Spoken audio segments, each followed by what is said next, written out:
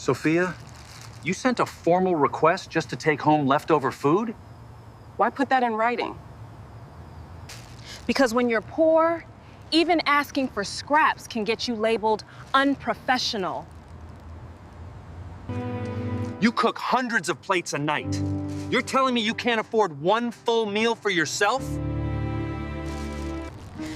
I can afford to feed my family or feed myself. I chose them. You saw my trailer, my siblings, my grandma in a recliner. You saw me not eat. Is that enough data for your reports? It was enough to realize I run a company where the person who feeds everyone else goes to bed hungry. A CEO followed his employee home after she asked for leftover food. What he saw that night changed everything. Michael Reynolds had read thousands of employee requests over the years. Most were routine, schedule adjustments, payroll questions, time-off requests. But tonight, as he sat in his quiet office long after the last board member had left, one request caught his eye. It wasn't a complaint. It wasn't even a demand. It was simple, almost too simple.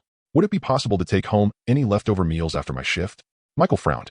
The name attached to the request was Sophia Carter, a line cook who had been with the company for a little over a year. No complaints. No absences. Always clocked in on time. Always clocked out last. But something about this message felt different to him. Most employees didn't formally request leftover food.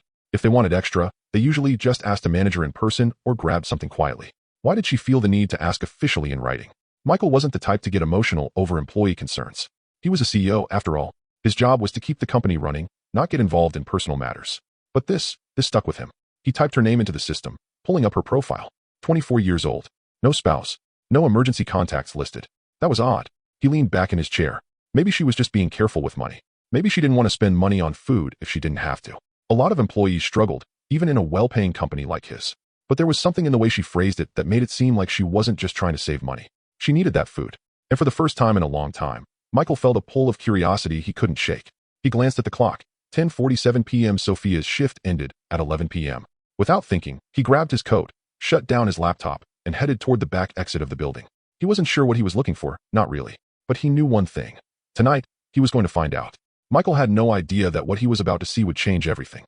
Michael stepped outside into the cool night air, adjusting the collar of his coat.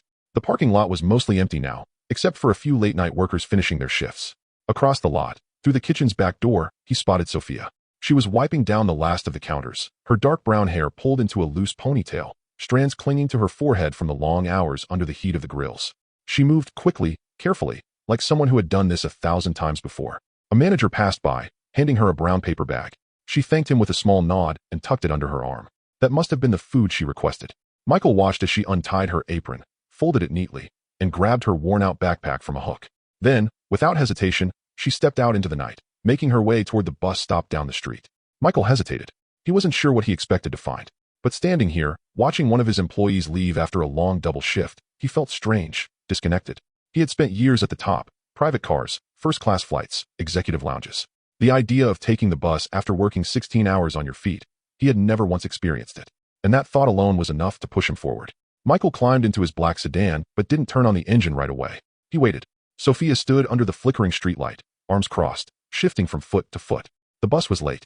Finally, headlights appeared in the distance, and she stepped onto the bus, barely looking up. Michael followed behind, careful to keep his distance.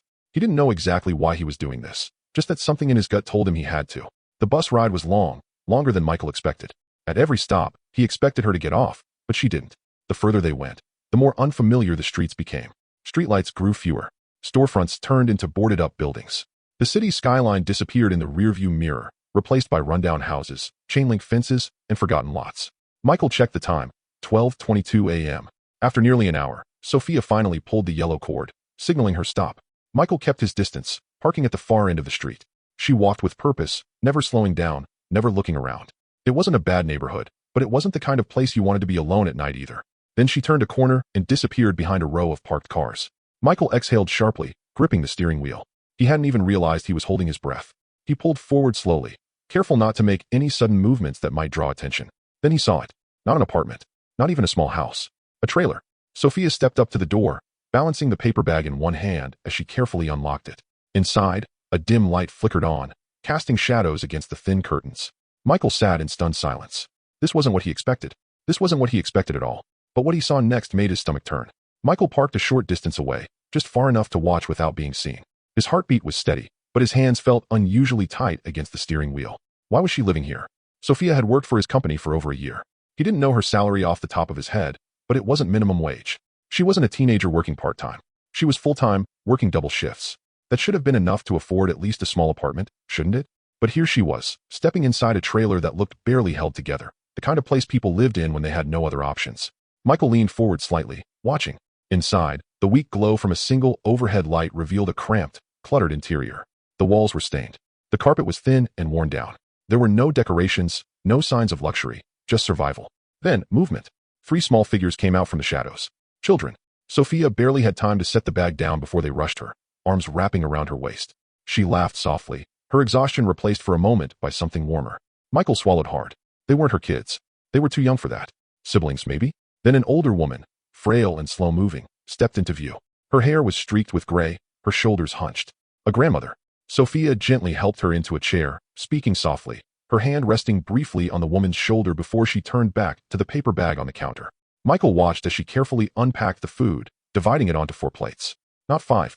The kids dug in first, eating quickly, as if they were used to meals being small and uncertain. The grandmother ate slower, her hands unsteady as she lifted the fork to her lips.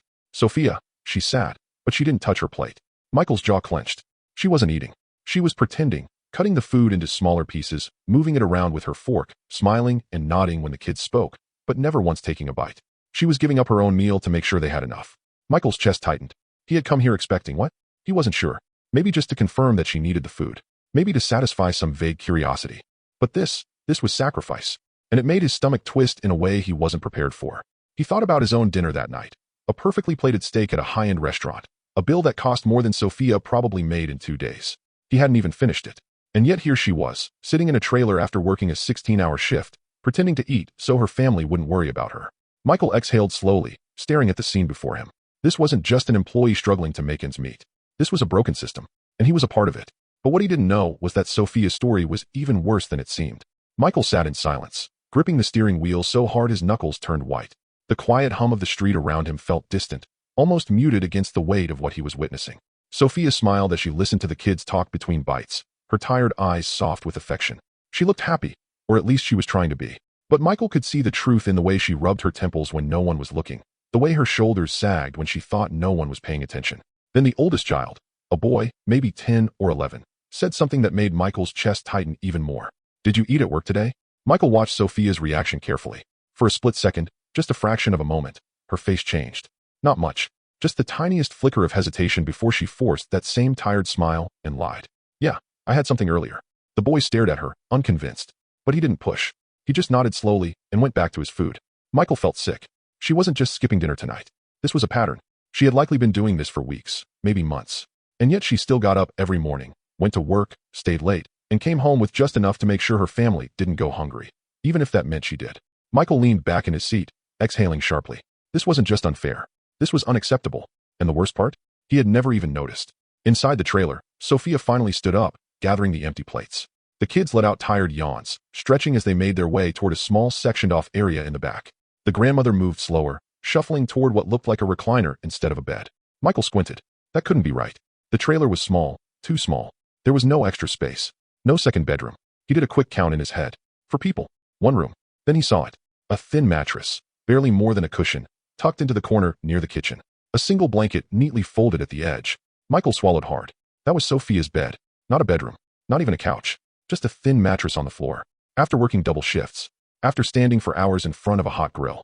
After spending all day serving meals to strangers. This is where she laid her head at night. Michael had seen enough. He ran a business that prided itself on being family-oriented. He sat in meetings where executives talked about employee satisfaction and fair wages.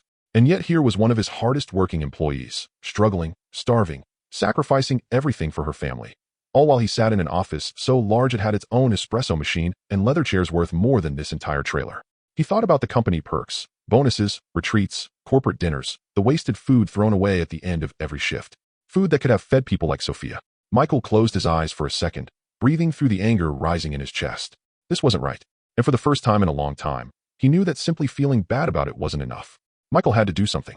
And he had to do it now. Michael didn't go home that night. He couldn't. Instead, he sat in his car, staring at the trailer long after the lights inside flickered off. His mind was racing. How had he missed this? How many other employees were just like Sophia, silently struggling, showing up to work with smiles while their stomachs were empty? He thought about the corporate budget, the salaries of his executives, the thousands of dollars spent on marketing campaigns every month. And then he thought about Sophia's mattress on the floor. His fingers tightened around the steering wheel. This wasn't a personal failure. This was a company failure. And he was at the top of it. For years, he had told himself that his employees were well taken care of. He had read reports, approved payroll structures, signed off on policies. But he had never really looked. Tonight, he had looked. And now he couldn't ignore it. Michael picked up his phone and scrolled through his contacts. He didn't hesitate before pressing call. It rang twice before a groggy voice answered. Sir, it's past midnight. Everything okay?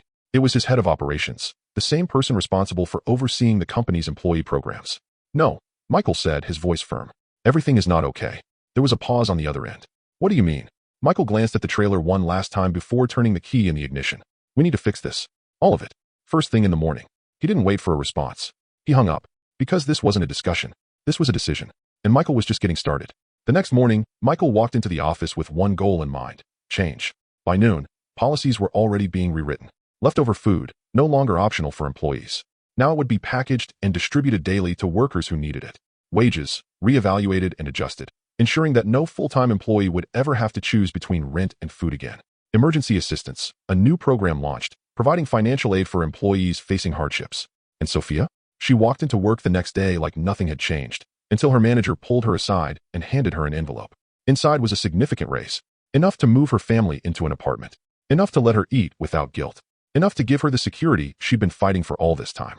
And for the first time in a long time, she didn't have to pretend to be okay. Michael had come to work that morning as a CEO. He left as a leader. How many people around us are struggling in silence? How often do we look the other way? If you have the power to help, even in the smallest way, don't wait. Do something today.